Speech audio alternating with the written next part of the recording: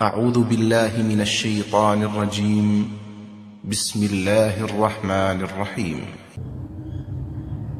آخرت کی کامیابی کے لیے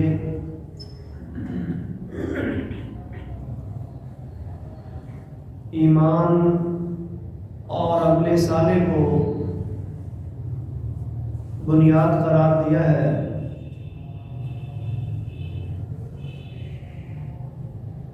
کہ اللہ کی پکڑ اور اللہ کے عذاب سے چھٹکارا اور جنت میں داخلہ یہ ایمان اور عمل سے ہی ممکن ہے، اور ایمان اور اگر عمل ہوگا پاس تو پھر اللہ کی رحمت بھی شامل حال ہو جائے گی،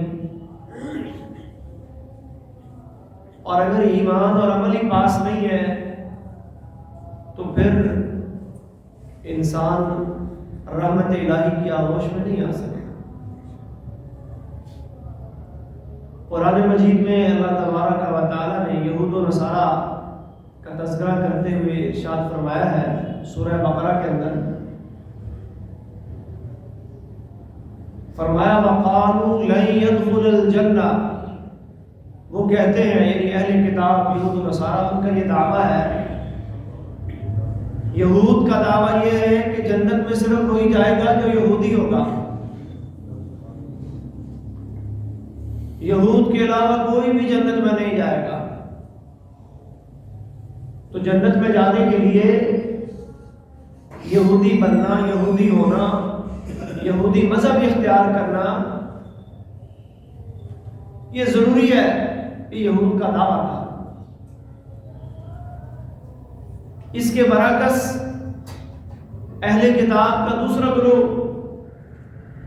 جسے قرآن نصارہ کے الفاظ سے مخاطب کرتا ہے، ان کا دعویٰ کیا تھا؟ وہ کہتے تھے نہیں، اگر جنت میں جانا ہے تو نصرانی ہونا پڑے گا۔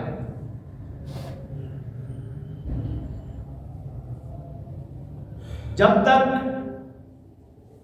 نصرانی ہونے کا دعویٰ نہ کرو گے، نصرانی نہ بنو گے، جنت میں نہیں جا سکتے۔ تو اللہ تبارک و تعالیٰ نے ان دونوں کے دعوے کا رد کیا اور فرمایا کہ نہ تو جنت میں جانے کے لیے کسی انسان کا یہودی ہونا ضروری ہے، نہ نصرانی ہونا ضروری ہے، اور اگر ضروری ہے تو قُلْ هَاتُوا بُرْهَانَكُمْ إِن كُنتُمْ صَادِقِينَ، یہ کہاں لکھا ہے؟ تورات میں، زبور میں، انجیل میں، صحف ابراہیم میں، صحف موسیٰ میں، پہلی کتابوں میں، کسی نبی کی دعوت میں ایسی کوئی تحریر، ایسا کوئی فرمان ملتا ہے؟ لاؤ اپنی دلیل، ان کنتم صادقین، اگر تم سچے ہو تو کوئی دلیل پیش کرو۔ اور ایک جگہ تو قرآن نے یوں کہا کہ تم جو کہتے ہو کہ جنت ہماری پکی ہے، آگ ہمیں نہیں چھوئے گی، لن تمسنا النار، آگ ہرگز ہمیں نہیں چھوئے گی، ہم پکے جنتی ہیں۔ فتمنوا الموت ان کنتم صادقین، چلو دلیل نہیں پیش کر سکتے تو پھر تو تمہیں موت کی تمنا کرنی چاہیے، موت کی تمنا کرو، کیونکہ جنت تو وہ جگہ ہے جسے بڑھ کر ارض و سما میں اس کائنات میں کوئی چیز ہے ہی نہیں، کائنات کی کوئی شے اس جیسی ہے ہی نہیں، اس کا مقابلہ کرنے والی نہیں ہے۔ جنت تو وہ جگہ ہے کہ جس کے بارے میں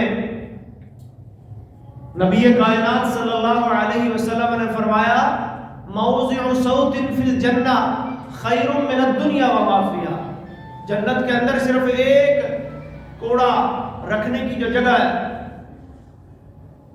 وہ دنیا اور دنیا کی تمام چیزوں سے بہتر ہے۔ اگر ایسا ہی ہے فتمنوا الموت، تو پھر تمہیں تو موت کی تمنا کرنی چاہیے، موت کی تمنا کرو نا اگر تم اپنے دعوے میں سچے ہو۔ ساتھ اللہ نے فرمایا وَلَن يَتَمَنَّوْهُ أَبَدًا، ایک جگہ فرمایا وَلَا يَتَمَنَّوْنَهُ أَبَدًا، یہ ہرگز تمنا نہیں کریں گے، یہ کبھی تمنا نہیں کریں گے۔ انہیں پتہ ہے ان کے کرتوت کیا ہے، ان کے ساتھ کیا ہونے والا ہے۔ یہ صرف اپنے آپ کو دھوکہ دے رہے ہیں، عوام کو، دنیا کو دھوکہ دے رہے ہیں، یہ خوش فہمی میں مبتلا ہیں۔ حقیقت کا انہیں علم ہے، بما قدمت ایدیہم، یہ جو اعمال کر رہے ہیں اور ان اعمال کے نتیجے میں ان کے ساتھ آخرت میں جو ہونے والا ہے، یہ کبھی بھی موت کی تمنا نہیں کریں گے، بلکہ موت کی تمنا تو دور کی بات ہے۔ قرآن میں تو اللہ نے یہ فرمایا، یود احدہم لو یعمر الف سنہ، ان میں سے ہر بندہ یہ چاہتا ہے کاش اس کو 1000 سال کی عمر مل جائے۔ اور محترم بھائیوں، یہ بات صرف یہود اور نصارہ کے ساتھ خاص نہیں ہے۔ قرآن میں تو اللہ نے ان کی بات کر دی نا کہ یہود یہ کہتے ہیں اور نصارہ یہ کہتے ہیں، امیدیں لگائے بیٹھے ہیں، تلک امانیہم، آرزویں پالے بیٹھے ہیں، دعوے کر رہے ہیں بڑے لمبے لمبے چوڑے چوڑے۔ بلکہ ہر وہ انسان جو ایمان سے محروم ہے، جس کی زندگی عمل سے خالی ہے، وہ اپنے آپ کو دلاسے اور تسلیاں تو دے سکتا ہے، وہ کسی خوش فہمی کا شکار تو ہو سکتا ہے، لیکن حقیقت یہ ہے کہ دل میں آرزو بھی یہ پال کے بیٹھا ہے کہ لو یعمر الف سنہ، کاش مجھے بھی 1000 سال کی عمر مل جائے۔ بلا، آگے اللہ نے فرمایا، آؤ سنو، بتاؤں کامیابی کس کو ملے گی، جنت کس کا مقدر بنے گی، جہنم سے کون بچ پائے گا۔ من اسلم وجہہ للہ،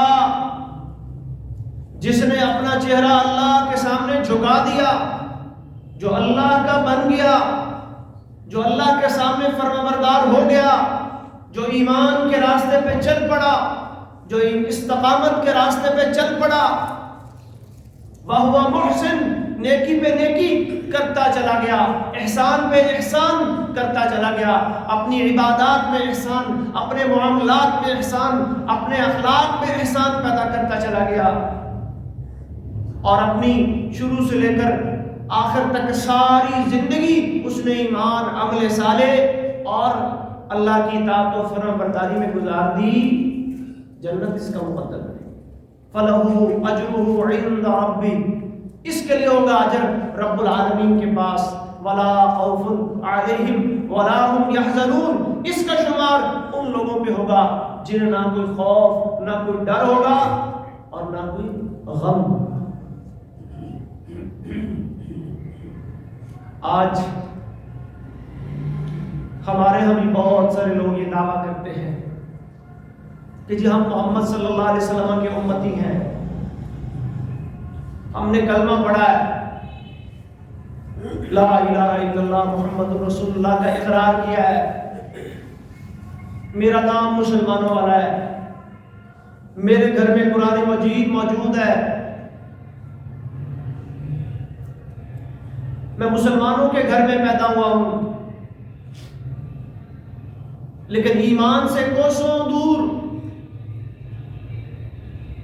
عمل سے خالی ہاتھ، بس یہ ایک دعویٰ اپنے دامن میں لیے پھرتے ہیں، تو ان کو بھی آیت تھوڑا بیدار کر رہی ہے، جھنجھوڑ رہی ہے کہ خالی دعوے سے بات نہیں بننی، قُلْ هَاتُوا بُرْهَانَكُمْ ان کنتم صادقین، سچے ہو تو کوئی دلیل لاؤ، کیونکہ جس طرح دنیا میں کوئی دعویٰ دلیل کے بغیر قبول نہیں ہوتا، اللہ کی عدالت میں بھی دعویٰ دلیل کے بغیر قبول نہیں ہوتا۔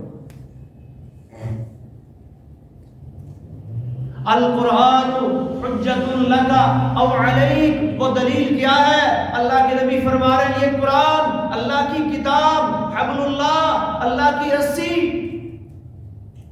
جس کو مضبوطی سے تھامنے کا حکم اللہ نے خود قرآن میں دیا، وَاعْتَصِمُوا بِحَبْلِ اللَّهِ، اللہ کی رسی کو، کتاب اللہ کو، وحی الہی کو مضبوطی سے تھام لو۔ یہ قرآن حجت لک، او علیک، یہ ہے تیری دلیل، یہ دلیل یا تیرے حق میں چلی جائے گی، یہ دلیل یا تیرے خلاف چلی جائے گی۔ اور نبی علیہ السلام اس دنیا سے جاتے ہوئے امت کو یہی دو چیزیں دے کر گئے، ترکت فیکم امرین شیئین، لوگوں دو باتیں، دو چیزیں یہ میں تمہیں دے کے جا رہا ہوں، تمہارے اندر چھوڑ کے جا رہا ہوں، لن تضلوا ما تمسکتم بہما، اگر انہیں پکڑے رکھو گے، انہیں تھامے رکھو گے، کبھی گمراہ نہیں ہوگے۔ وَلَن يَتَفَرَّقَا، اور یہ دونوں چیزیں لازم و ملزوم ہیں، ایک دوسرے کے ساتھ جڑی ہوئی ہیں، یہ الگ الگ نہیں ہوں گی۔ کوئی یہ نہ کہے نہیں جی قرآن کو لینا ہے، حدیث کو نہیں لینا، اللہ کی بات کو لینا ہے، رسول اللہ کی بات کو نہیں لینا۔ حسبنا کتاب اللہ کے نعرے بھی کچھ لوگ لگائیں گے۔ الا سنو، نبی علیہ السلام نے فرمایا ان قریب ایسے کچھ لوگ پیدا ہوں گے، شبعان، پیٹو قسم کے، متکئان علی اریکتہ، اپنے تختوں پر، اپنے پلنگوں پر، اپنی کرسیوں پر ٹیک لگائے بیٹھے ہوں گے اور کہیں گے کہ ہمارے لیے کتاب اللہ ہی کافی ہے، جو اس میں ہم حلال پائیں گے اسے حلال سمجھیں گے، جو اس میں حرام پائیں گے اسے حرام سمجھیں گے۔ الا انی اوتیت الکتاب ومثلہ معہ، سنو مجھے اللہ نے کتاب بھی دی ہے، کتاب جیسی ایک اور چیز وحی حدیث کی صورت میں بھی دی ہے۔ جو حلال اور حرام کے احکام اللہ نے قرآن مجید میں بیان فرمائے ہیں اور جو میں نے بیان فرمائے ان میں کوئی فرق نہیں ہے، یہ رسول اللہ کے الفاظ ہیں۔ اور پھر ساتھ ہی فرمایا الا لا یحل لکم الحمار الاہلی، یہ پالتو گدھا، یہ گھریلو گدھا، اس کی حرمت کا قرآن میں ذکر نہیں، یہ میں تمہیں کہہ رہا ہوں، یہ اب آج کے بعد تمہارے لیے حلال نہیں، یہ حرام ہے، اور یہ بھی ویسے ہی حرام ہے جن حرام جانوروں کا، جن حرام چیزوں کا ذکر اللہ نے قرآن میں کیا ہے۔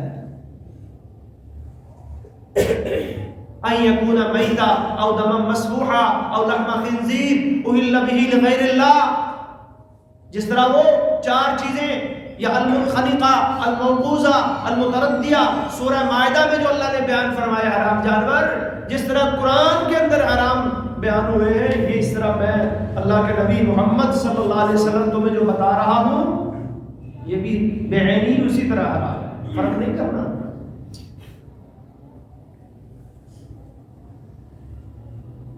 تو جناب محمد رسول اللہ صلی اللہ علیہ وسلم ہمیں جو دین دے کر گئے تھے،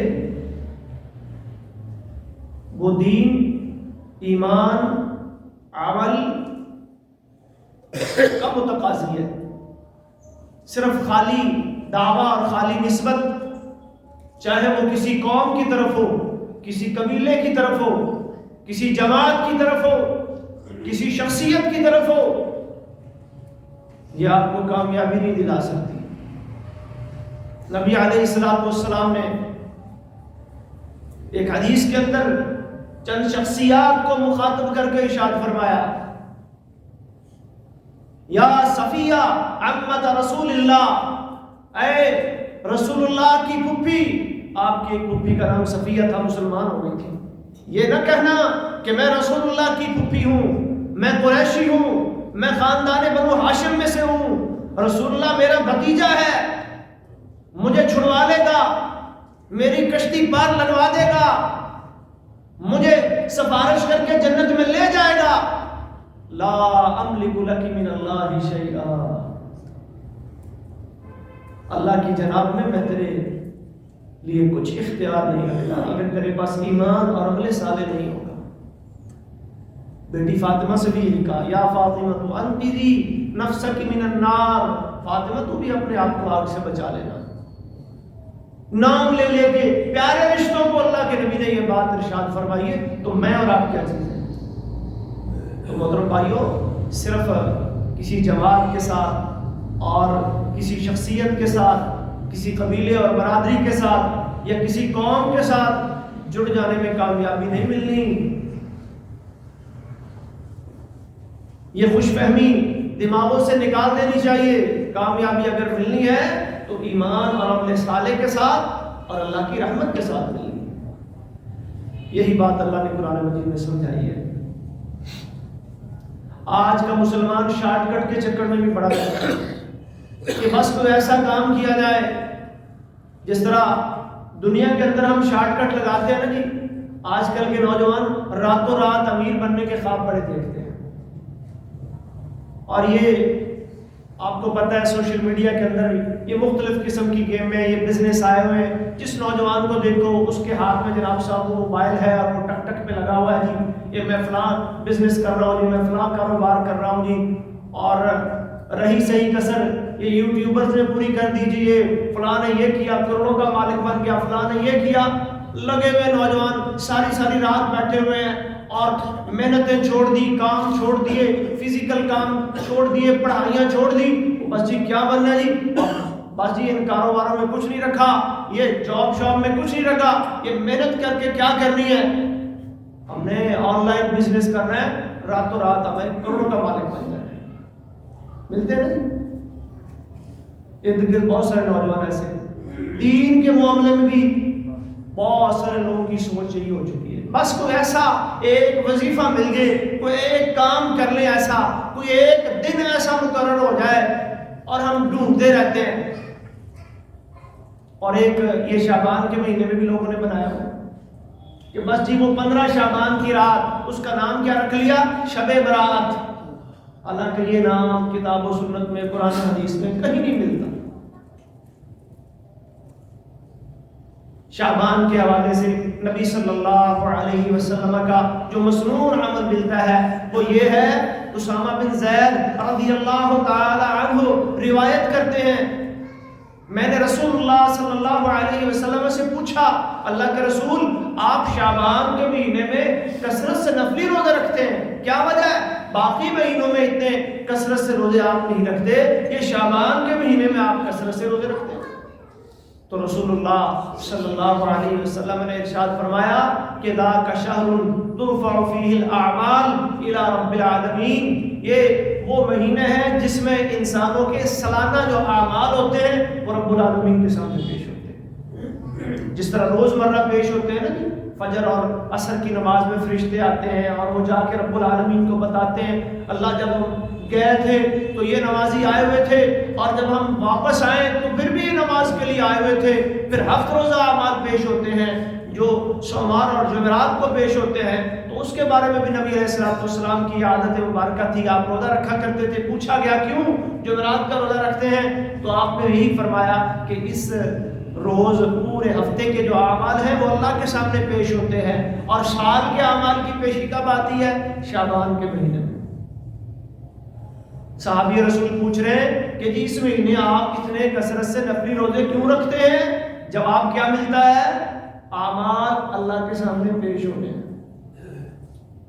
اس میں دو باتیں بڑی سمجھنے والی ہیں کہ میرے نبی کی سنت کیا ہے, میرے نبی کا طریقہ کیا ہے, اور میرے نبی کی خواہش کیا تھی, میرے نبی کا اسوہ کیا تھا. اللہ اکبر, وہ نبی جس کے بارے میں اللہ نے قرآن میں فیصلہ کر دیا قد غفر اللہ لک ما تقدم من ذنبک وما تأخر, وہ نبی جس کو اللہ نے شب معراج میں اپنا محل دکھلا دیا. نبی علیہ الصلوۃ والسلام کہتے ہیں معراج کے موقع پہ جب میں گیا تو میں نے مختلف جنت کے مناظر دیکھے, جنتیوں کے گھر دیکھے. ان گھروں میں نے شہداء کا گھر دیکھا, ان میں نے حضرت عمر کا محل دیکھا, ان میں نے ام سلیم کو دیکھا, ان میں نے ایک بہت عالی شان محل دیکھا, جنتوں میں سب سے اعلیٰ ایک جگہ دیکھی. میں نے پوچھا یہ کس کا ہے؟ مجھے بتایا گیا یہ آپ کا محل ہے, یہ آپ کی جگہ, یہ آپ کا مقام ہے, یہ آپ کا ٹھکانہ ہے. اپنے آنکھوں سے اپنی جنت میں جو جگہ ہے, مقام ہے, وہ دیکھ کے آئے ہیں. پھر جبریل میکائیل سے کہتے ہیں مجھے ذرا جانے دو اندر, میں اندر جا کے سیر کراتا ہوں, مشاہدہ کراتا ہوں. تو جواب کیا ملتا ہے؟ نہیں, ابھی دنیا میں آپ کا کچھ مقام باقی ہے, کچھ وقت آپ نے دنیا میں گزارنا ہے, جو وقت پورا ہو جائے گا تو پھر یہاں آپ آئیں گے. اور ہمارا عقیدہ ہے کہ نبی مکرم صلی اللہ علیہ وسلم جنت کے اس سب سے اعلیٰ مقام پر اعلیٰ علیین میں اللہ رب العالمین کی جنتوں کے مہمان ہیں۔ اب ایک انسان، ایک نبی، ایک رسول، محبوب خدا اپنی آنکھوں سے اپنا گھر دیکھ کے آ رہے ہیں جنت میں، اور عمل کیا ہے جی؟ شعبان میں کثرت سے روزے رکھ رہے ہیں۔ کیوں؟ جب میرا عمل اللہ کے سامنے پیش ہو تو میں کیا ہوں؟ روزے کی حالت۔ اور میں کہتا ہوں بس میں ایسے خالی مسلمان جنت میں چلا جاؤں، مجھے کچھ کرنا نہ پڑے، بس ایک رات میں بنا لوں، کوئی برات والی رات اپنی طرف سے گڑھ لوں، اس رات ایک مخصوص جو ہے وہ من گھڑت عبادات کر لوں، کوئی وظائف پڑھ لوں، نمازیں بنا لی لوگوں نے، یہ صلاۃ الرغائب پڑھ لی جی، صلاۃ الالفیہ پڑھ لینی، کئیوں نے جناب صاحب صلاۃ التسبیح کی جماعتیں مسجدوں میں کروانی شروع کر دی کہ جی اس رات صلاۃ التسبیح پڑھ لے تو زندگی بھر یہ ہو جاتا ہے، وہ ہو جاتا ہے۔ اگرچہ صلاۃ التسبیح کی نماز جو ہے اس کی احادیث ملتی ہیں، وہ پڑھنا سنت سے ثابت ہے، لیکن اس خاص رات کے اندر جو 15 شعبان کے موقع پہ لوگوں نے بنا لی، ایک شارٹ کٹ بنا لیا کہ بس اس رات عمل کر لو، زندگی بھر کے گناہ، سال بھر کے گناہ جو ہے وہ معاف۔ ایسا نہیں ہے۔ اللہ کہتا ہے کامیاب بننے کے لیے، جنت میں آنے کے لیے تمہیں پوری زندگی دینی پڑے گی۔ وَلَا تَمُوتُنَّ إِلَّا وَأَنْتُمْ مُسْلِمُونَ۔ زندگی کی آخری سانسیں، موت جب آئے نا تو پھر بھی اللہ کی فرما برداری پر آئے، پھر کامیابی ملتی ہے۔ یہی تو ہم دعا کرتے ہیں جب ہم کسی مسلمان بھائی کا جنازہ پڑھتے ہیں، بہن کا جنازہ پڑھتے ہیں، تو اللہ سے جہاں اس کے لیے دعا کر رہے ہوتے ہیں وہاں یہ بھی تو کہہ رہے ہوتے ہیں نا، اللہم من احییتہ منا فاحیہ علی الاسلام ومن توفیتہ منا فتوفہ علی الایمان۔ تو اسلام اور ایمان، اس پہ موت آئے گی تو کامیابی ملے گی۔ یہ ایک رات کی عبادت اور پھر ساری رات، سارا سال اللہ بھول گیا، اور سارا سال نہ کوئی نماز کے قریب گیا، نہ قرآن کے قریب گیا، نہ کوئی تلاوت کی، نہ کوئی دین کا عمل کیا، اور سمجھ لیا کہ بس ایک رات میں میرے سارے کام ہو گئے۔ ایسا نہیں ہے محترم بھائیو، اسلام میں ایسی شب برات کا کوئی تصور نہیں ہے۔ نبی علیہ السلام نے ایک حدیث میں ارشاد فرمایا، ہاں اگر کامیابی چاہتے ہو، اپنے آپ کو بری کرنا چاہتے ہو، جہنم کی آگ سے برات چاہتے ہو، تو آؤ سنو محمد عربی صلی اللہ علیہ وسلم کا فرمان کیا فرما رہے ہیں۔ سنن ترمذی کی حدیث ہے، من صلی للہ 40 یوما، جس شخص نے نماز پڑھی اللہ کے لیے اخلاص کے ساتھ، جس میں کوئی دکھلاوا، کوئی ریاکاری، کوئی نمود و نمائش اور کوئی شہرت کا شائبہ تک نہیں، اور محمد الرسول اللہ صلی اللہ علیہ وسلم کے طریقے کے مطابق پڑھی، 40 یومن 40 روز تک پڑھی، یدرک التکبیرۃ الاولی، اور کیسے پڑھی کہ تکبیر اولا جماعت کے ساتھ، اور جماعت کے ساتھ بھی یہ نہیں کہ دوسری تیسری رکعت میں آ کے مل گیا، یا امام نماز شروع کر کے کھڑا تھا تو پھر آ کے مل گیا، نہیں، جیسے ہی امام نے تکبیر اولا کہی وہ جماعت میں شامل ہوا، اس کو کہتے ہیں تکبیر اولا۔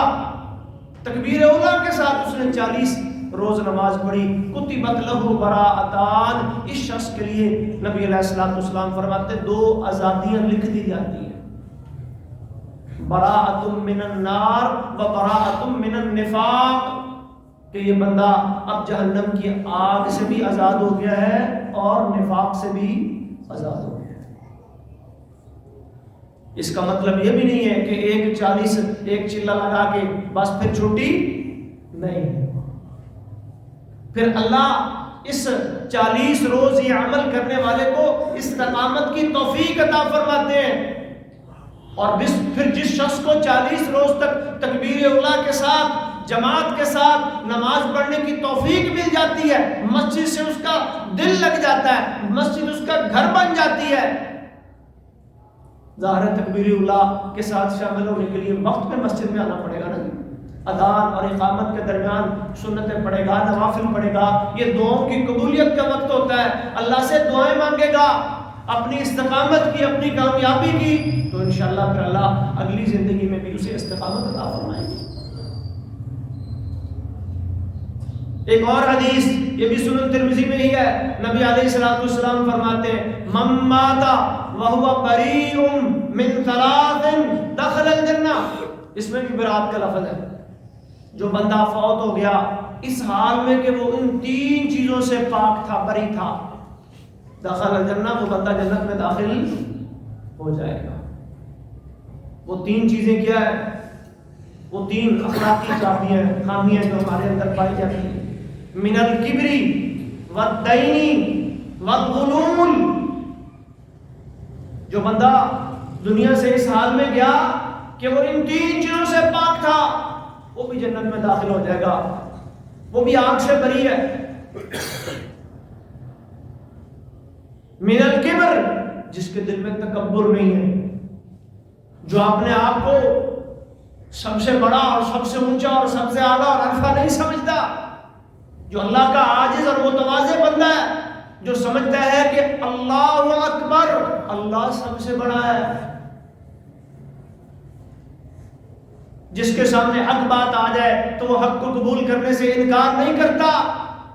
نبی علیہ الصلوۃ والسلام فرماتے ہیں الکبر بطر الحق وغمط الناس، تکبر کی تعریف آپ خود فرما رہے ہیں، کبر کیا ہے کہ آپ حق کو دھتکار دیں، سچ کو دھتکار دیں، چھوڑ دیں، نہیں جی نہیں، ٹھیک ہے تم صحیح کہہ رہے ہو لیکن میں نہیں مانوں گا، میرا مفاد ڈسٹرب ہو رہا ہے، میری ناک کٹ رہی ہے، میری جماعت چھوٹ رہی ہے، میری قوم، قبیلہ، برادری، خاندان مجھ سے دور ہو رہا ہے، لوگ کیا کہیں گے؟ بدر الحق، طرح طرح کے بہانے بنا کے گھڑ کے حق کو دھتکار دیتا ہے۔ ٹھیک ہے بھی ٹھیک، تم صحیح کہہ رہے ہو، تم صحیح کرتے ہو، لیکن کیا کریں، مجبوری ہے، نہیں مان سکتا، نہیں کر سکتا، خاندان نہیں چھوڑ سکتا، بزنس نہیں چھوڑ سکتا، میں پھنس گیا ہوں اس سودی کاروبار کے اندر، اس حرام کی کمائی کو میں نہیں ترک کر سکتا۔ حق اور سچ واضح ہونے کے باوجود بندہ اس کو قبول نہ کرے بلکہ اسے دھتکار دے۔ فرمایا ایک تو تکبر یہ ہے، اور دوسری قسم کیا فرمائی؟ غمط الناس، لوگوں کو اپنے سے حقیر سمجھنا۔ ہمارے ہاں تو تکبر کا معنی یہی کیا جاتا ہے نا بھی اپنے آپ کو بڑا سمجھے دوسروں کو چھوٹا۔ تکبر میں یہ دونوں چیزیں شامل ہیں، یہ خود اللہ کے نبی تکبر کی تعریف فرما رہے ہیں۔ ایک صحابی نے آ کے سوال کیا، اللہ کے رسول میرا دل کرتا ہے میں اچھا لباس پہنوں، اچھا جوتا پہنوں، اچھی خوشبو لگاؤں، اچھا کھانا کھاؤں، تو کیا کہیں یہ تکبر تو نہیں ہے؟ فرمایا ان اللہ جمیل یحب الجمال، نہیں یہ تکبر کہاں سے آئی؟ تکبر نہیں، اللہ کی نعمتیں اللہ نے دی ہیں، آپ استعمال کریں، کھائیں پیئیں پہنیں۔ تکبر کیا ہے پھر؟ فرمایا الکبر بطر الحق وغمط الناس، حق سامنے آ گیا، قرآن کی آیت آ گئی، رسول اللہ کا فرمان آ گیا، مان پھر بھی نہیں رہا، کبھی کوئی بہانہ کبھی کوئی بہانہ، یہ ہے تکبر۔ تو فرمایا کہ جو بندہ دنیا سے اس حال میں چلا گیا کہ وہ 3 چیزوں سے بری تھا، داخل الجنہ، وہ کیا ہے؟ جنت میں داخل۔ من الکبر، ایک تکبر سے، دوسرا الدین، قرض سے۔ دنیا میں اگر کسی سے قرض لیا، مال کی صورت میں، اشیاء کی صورت میں، یا کسی بھی شکل میں قرض لیا، اور قرض لینے کے بعد اس کا حق مار گیا، یہ نہیں کہ دینے کی پوزیشن میں رہا یا دینے کی نیت ہے، اللہ نے توفیق نہیں دی یا وسائل چھن گئے، اس صورت میں نہیں، کیونکہ حدیث مبارکہ ہے نبی علیہ السلام نے فرمایا کہ جو شخص کسی سے قرض لیتا ہے اور نیت یہ ہے، ارادہ یہ ہے کہ میں نے ادا کرنا ہے، میں نے یہ چکانا ہے، میری مجبوری ہے اور میں یہ لے رہا ہوں، انشاءاللہ میں نے اس کو چکانا ہے، ادا کرنا ہے، تو پھر اگر وہ دنیا سے اگر چلا بھی جائے نا اور اپنی کسی شرعی مجبوری کی وجہ سے، دنیاوی مجبوری کی وجہ سے وہ قرض نہیں ادا کر سکا، اس کے وسائل نہیں ہو سکے، تنگی کا شکار ہو گیا، افلاس اس کا بڑھتا گیا، عبد اللہ عنہ یوم القیامہ، قیامت کے دن اللہ پھر اس بندے کا قرض خود ہی ادا کر دے۔ اگر نیت کیا تھی کہ بھئی میں نے دینا ہے، اب نیتوں کا حال اللہ جانتا ہے، میں اور آپ تو نہیں جانتے نا. اور اگر نیت یہ ہے، ارادہ یہ ہے، دینے کی پوزیشن بھی ہے، دینے کے وسائل بھی رکھتا ہے، سارا کچھ ہے، بس لے لیں گے، بینک سے لے لیں گے، گورنمنٹ سے لے لیں گے، فلاں سے لے لیں گے، اور پھر کاپی جائیں گے، کون پوچھے گا؟ کوئی بیوی کا دبا کے بیٹھا ہے، کوئی بہن کا دبا کے بیٹھا ہے، کوئی بھائی کا دبا کے بیٹھا ہے، کوئی دوست کا دبا کے بیٹھا ہے، اور کاپی گئے. شروع سے ہی ارادہ یہ تھا کہ نہیں دینا، لے لو، لگا لو زور. اب ایک ایک پائی کا حساب دینا ہوگا. نفس المؤمن معلقۃ بدین، اللہ کے نبی فرماتے ہیں مومن کی جان اڑی رہتی ہے قرض کی وجہ سے. اور تیسری چیز کیا بیان فرمائی؟ الغلول، خیانت. خیانت بھی بڑا سنگین، بھیانک اور خطرناک جرم ہے. یہ افراد کے ساتھ ساتھ قوموں کی تباہی اور بربادی کا بھی ذریعہ بن جاتی ہے. نبی علیہ الصلوۃ والسلام فرماتے ہیں ان تین برائیوں سے جو پاک ہوگا، من مات وهو بریء من ثلاث دخل الجنہ، وہ جنت میں جائے گا. محترم بھائیو، صرف ایک رات، اول تو اس ایک رات کی عبادت کتاب و سنت سے ثابت ہی نہیں ہے کہ بس 15 شعبان کی ایک رات عبادت کر لو، اگلے دن کا روزہ رکھ لو، رات کو چراغاں کر لو. یہ سارے اعمال قرآن اور حدیث سے بالکل ثابت نہیں ہے. نہ اس مہینے میں اس رات میں قبرستان جانا ثابت ہے، نہ اس رات کوئی روح وغیرہ کی واپسی دنیا میں ہوتی ہے. یہ خود ساختہ اوہام پرستی والی باتیں، من گھڑت باتیں.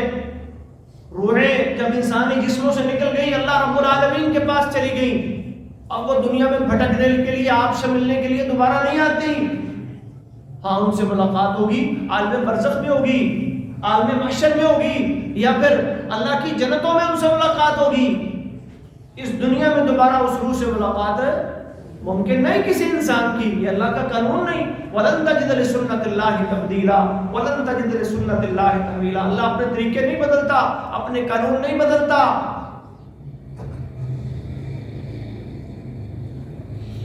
دین اور دنیا کے اندر یہ شارٹ کٹ والے راستے اختیار کرنے سے بچو. وَالَّذِينَ جَاهَدُوا فِينَا لَنَهْدِيَنَّهُمْ سُبُلَنَا. اللہ فرماتے ہیں کوئی بھی چیز محنت اور کوشش کے بغیر حاصل نہیں ہوتی. وَأَلَّيْسَ لِلْإِنسَانِ إِلَّا مَا سَعَىٰ وَأَنَّ سَعْيَهُ سَوْفَ يُرَىٰ. انسان کو وہی ملے گا آخرت میں جس کی وہ کوشش کرے گا، اور پھر جو اس نے کوشش کی ہوگی اسے دکھا دی جائے گی. مَن يَعْمَلْ مِثْقَالَ ذَرَّةٍ خَيْرًا يَرَىٰ. جو ذرے کے برابر بھلائی کرے گا اس کو بھی دیکھ لے گا.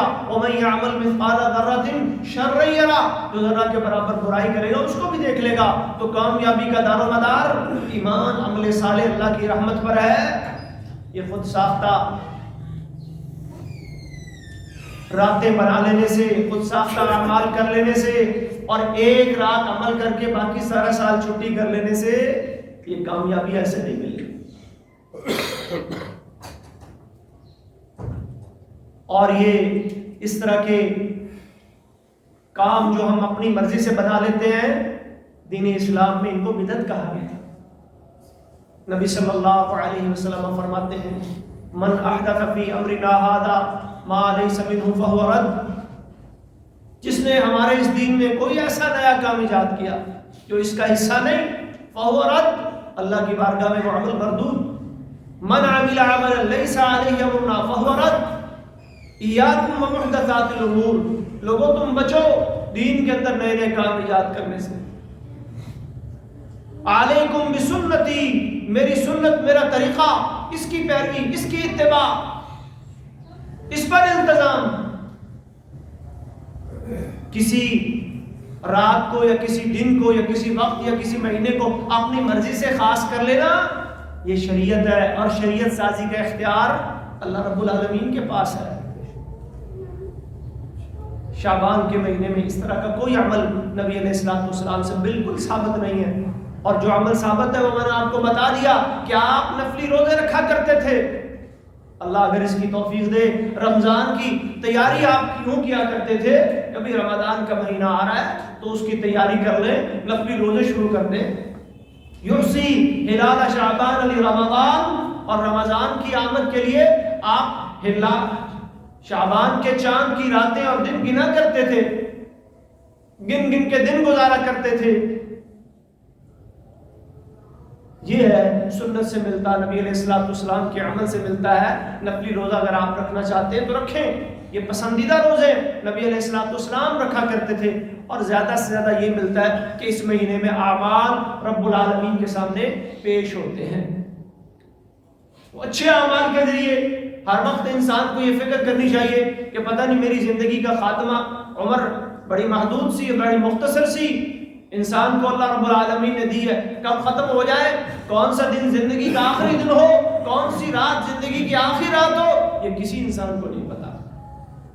ما تدری نفس بأی ارض تموت، کون سی سرزمین، کون سا علاقہ یہ آپ کی زندگی کا آخری علاقہ، کون سا سفر آپ کی زندگی کا آخری سفر بن جائے، ما تدری نفس، کسی کو کوئی نہیں پتا۔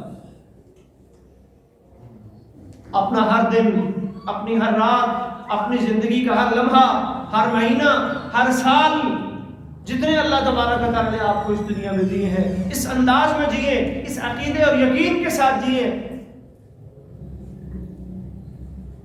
کہ اللہ رب العالمین نے میری کامیابی اس دین میں رکھی ہے، ایمان اور عمل صالح کے اندر رکھی ہے۔ کل امتی یدخلون الجنہ الا من ابا، صحیح بخاری کی حدیث ہے، اللہ کے نبی فرماتے ہیں میری ساری امت جنت چلی جائے گی سوائے اس کے جس نے جنت میں جانے سے انکار کیا۔ قیل ومن یابا یا رسول اللہ، کہا گیا اللہ کے رسول انکار کر کون کرے گا؟ فرمایا من اطاعنی دخل الجنہ ومن عصانی فقد ابا۔ صحیح بخاری کتاب الاعتصام بالکتاب والسنہ میں یہ حدیث موجود ہے۔ رسول اللہ صلی اللہ علیہ وسلم کی اطاعت، آپ کی سنت کی پیروی، حدیث کی پیروی، کتاب و سنت کا التزام نیکی کے ہر عمل میں۔ یہ دیکھیں یہ عمل کتاب اللہ سے، سنت رسول سے ثابت ہے، پھر اسے کر گزرے، پھر اس میں تاخیر نہ کریں۔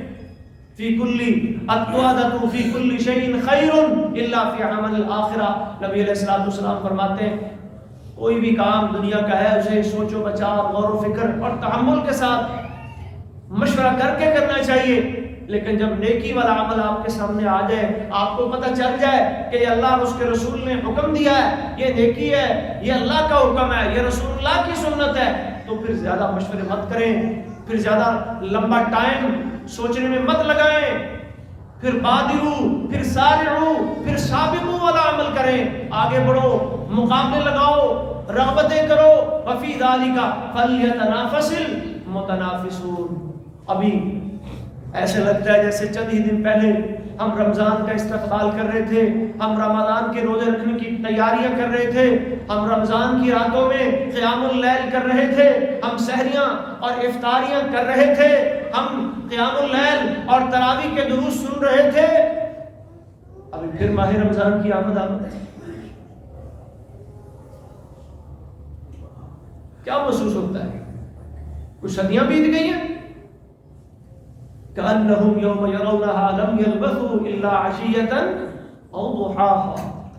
یہ زندگی کی حقیقت نہیں ہے، اللہ نے بنائی اسی طرح کی ہے کہ ہم جتنی مرضی اس میں لمبی عمر گزار لینا، اللہ رب العالمین کے پاس جائیں گے تو ایسے ہی لگے گا جیسے صبح آئے تھے شام چلے گئے اور شام آئے تھے تو صبح چلے گئے۔ قرآن مجید میں اللہ نے 2-3 واقعات رکھے ہیں نا جی، اور اصحاب کہف کا واقعہ آپ کے سامنے رکھا ہے۔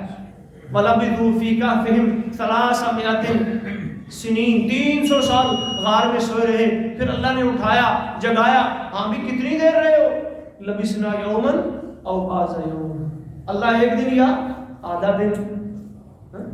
سورہ بقرہ میں اللہ نے ایک واقعہ بیان کیا، او کالذی مر علی قریہ وہی خاویۃ علی عروشها، ایک بندہ گزرتا ہے ایک بستی کے پاس سے، بستی ویران کھنڈر بنی پڑی ہے، قال انا یحیی هذه اللہ بعد موتها، دل میں سوچتے ہیں اللہ اس بستی کو کیسے زندہ کرے گا، فاماتہ اللہ، اللہ نے موت دی، 100 سال مرا پڑا، ثم بعث، پھر اٹھایا، قال کم لبثت، پوچھا ہاں بھائی بتا کتنی دیر پڑ رہا ہے، لبثت یوما او بعض یوم، اللہ ایک دن یا دن کا کچھ حصہ، یہ ہے زندگی۔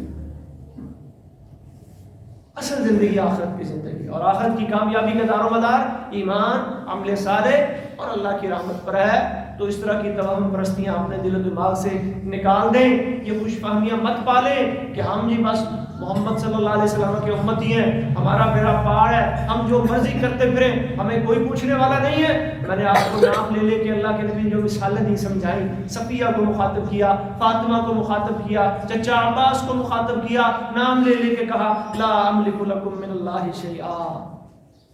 آپ کے اگر نامہ اعمال میں ایمان اور عمل نہیں ہوگا پھر میں کچھ نہیں، ہاں اگر ایمان ہے اعمال ہے پھر اللہ کے نبی سفارش کریں گے، پھر کام آئیں گے آپ کے۔ اگر آپ حقیقت میں کلمہ گو ہیں اور کلمے کے تقاضوں کو پورا کرنے والے ہیں پھر اللہ کے نبی آپ کے کام آئیں گے، آپ کی سفارش رب العالمین کے سامنے کریں گے، حساب و کتاب شروع ہوگا انشاءاللہ۔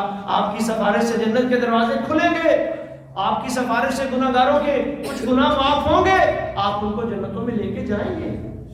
لیکن اگر پلے ہی کچھ نہ ہوا تو پھر اللہ کے نبی نے بھی فرما دیا کہ میرے ہاتھ کھڑے ہیں۔ وہ میں نے ایک خیانت کا ذکر کیا تھا نا کہ خیانت، اللہ کے نبی فرما رہے تین چیزوں سے جو بری ہوگا وہ جنت میں داخل ہوگا۔ بخاری کی ایک لمبی حدیث ہے، خیانت سے ڈراتے ہوئے اللہ کے نبی نے فرمایا اے میرے صحابہ سن لو، آج میں نے آگاہ کر دیا تمہیں، مال غنیمت ہو، بیت المال کا مال ہو، مسلمانوں کی کوئی پراپرٹی کوئی چیز ہو یا تمہارے آپس کے امانتوں کے معاملات ہو، خیانت نہیں کرنی۔